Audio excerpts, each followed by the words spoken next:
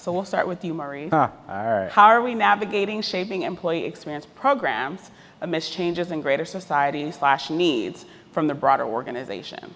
Yeah, I think clearly timely. I think one of the main things that one has to do is be flexible. The reality is, I came into my role, which is six months ago, and I was hired to do a very particular thing, and the role in which I do right now looks very different from the one I started.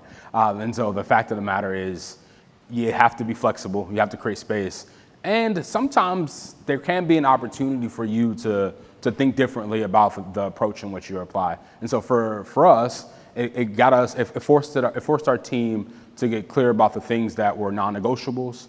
It allowed us to double down on the investments that we wanted to make.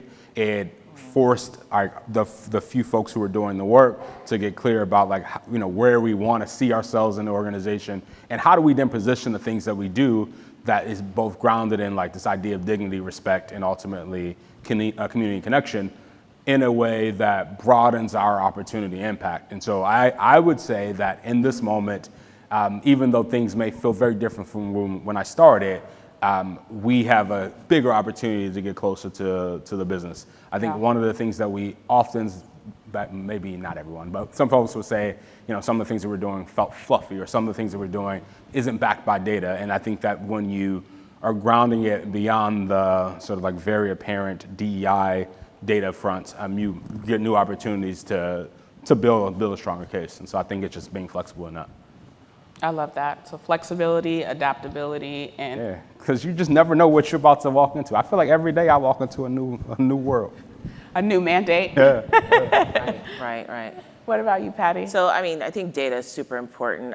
People can't really argue with it, right? But data is an indicator, and data should be an indicator to help you decide what direction you may go in. I'll talk about Riot Games a little bit. For those of you who don't know, Riot Games produces League of Legends, Valorant, really an amazing suite of games. And what we realized was that during Ramadan, players' playtime went up. Why? Because they're fasting, distraction. And so because we could prove that, more play means more money, right? Buying skins and things like that. It was very easy for me to say, we need to do something around Ramadan, right? Plus we have many employees that celebrate that. And so, but then I had someone that said, well, can we recognize Easter? Let's see what the players are doing on Easter. Not just as much, right? So we tiered it.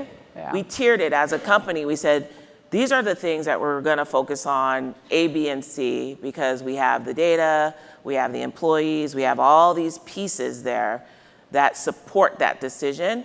And if you want to do something around Easter, go ahead, but it's going to be probably like a tier 3 where you can post something on the community board and educate people about Easter. So there's a balance. It's not a one size fits all, but I think if you could lead with data and you can prove that it's worth doing, then I think it's very difficult for people to push back on that.